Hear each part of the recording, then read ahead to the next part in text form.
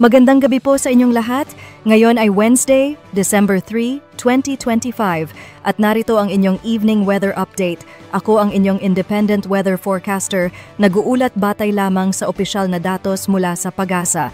Sa report na ito, atin pong ilalahad ang pinakabagong kaganapan sa ating kalangitan ngayong gabi at sa mga susunod na araw. Sa low pressure area update, base sa pinakahuling satellite image ng PAGASA, nakapasok na sa loob ng Philippine Area of Responsibility ang binabantayan nating low-pressure area kaninang alas 2 ng hapon. Huli itong namataan sa layong 1,095 kilometers sa silangan ng southeastern Luzon.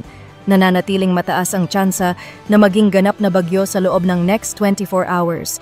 At kung mangyayari ito, ay papangalanan itong Wilma, ang unang bagyo sa buwan ng Disyembre. Sa ngayon, inaasahan na maaaring tumahak ang sistema pakanluran at posibleng maglandfall sa bahagi ng Southern Luzon, Visayas o Mindanao sa pagitan ng Biyernes hanggang Linggo.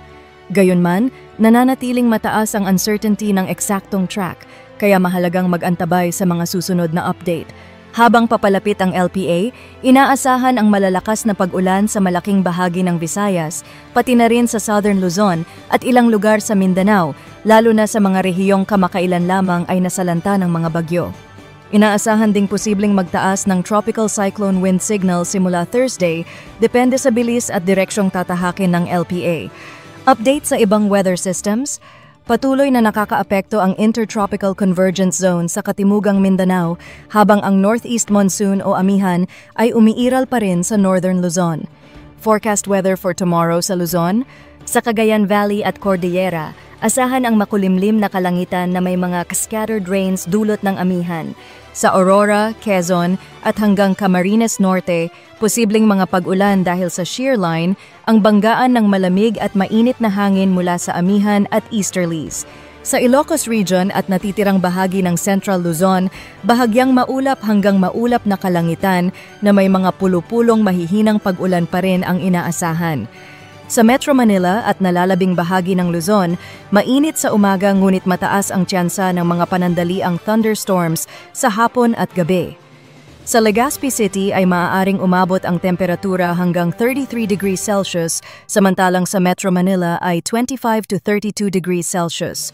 Forecast weather sa Visayas at Mindanao. Sa Basilan, Sulu at Tawi-Tawi, tuloy ang malalakas na pag-ulan dahil sa ITCZ. Sa natitirang bahagi ng Mindanao, Visayas at Palawan, asahan ang bahagyang maulap hanggang maulap na kalangitan na may posibilidad ng localized thunderstorms lalo na sa hapon. Sa Davao at Puerto Princesa, maaaring umabot ang temperatura hanggang 33 degrees Celsius, habang sa Zamboanga ay posibleng umabot hanggang 34 degrees Celsius. At sa rainfall outlook, Thursday to weekend, dahil sa papalapit na LPA o posibleng bagyo. Sa Northern Samar at Eastern Samar, inaasahan ang 50 to 100 millimeters ng ulan mula Thursday afternoon hanggang Friday afternoon. Sa Biyernes hanggang Sabado, inaasahan ang kaparehong dami ng ulan sa Camarines Sur, Catanduanes, Albay, Sorsogon at ilang bahagi ng Samar. Ito ay maaaring magdulot ng pagbaha at pagguho ng lupa, kaya't pinapayuhan ang mga residente na maging handa at makinig sa local government advisories. At sa sea conditions, nakataas ang gale warning sa mga baybayin ng Aurora, lalo na sa Dilasag at Kasiguran, at pataas hanggang Cagayan, Batanes at Babuyan Islands, pati na rin sa western seaboards ng Ilocos Region. Sa mga lugar na ito, ipinagbabawal muna ang paglalayag para sa maliliit na sasakyang pandagat dahil sa malalakas na hangin at matataas na alon.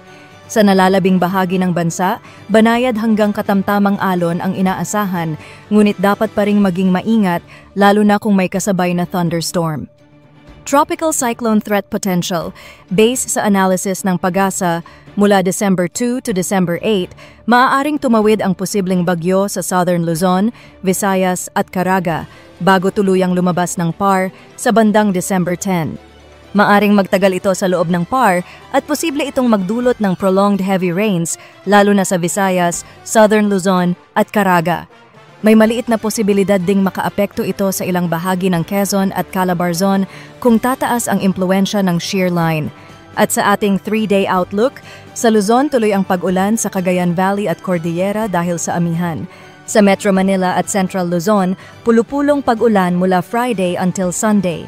Sa Legazpi City, maaliwalas pa bukas ngunit uulan na pagsapit ng Friday at magiging mas maulan sa Sabado at Linggo. Sa Visayas, magsisimula ang mga pag-ulan mula Friday at mas titindi pa Saturday and Sunday. Sa Mindanao, magiging maulan ang Metro Davao hanggang Friday dahil sa ITCZ, ngunit posible ang pagbuti ng panahon pagsapit ng Saturday and Sunday maliban sa Northern Mindanao at Caraga, kung saan aasahan din ang malalakas na pag-ulan sa weekend. At iyan ang inyong Wednesday evening weather update ngayong December 3, 2025. Nanatiling updated sa binabantayang low pressure area at hinihikayat po ang lahat na manatiling mapagmatyag, lalo na sa mga lugar na maaaring maapektuhan ng malalakas na pag-ulan sa mga darating na araw. Ako ang inyong independent weather forecaster, nag-uulat batay lamang sa opisyal na datos ng PAGASA, manatiling ligtas, alerto at handa. Magandang gabi po sa ating lahat.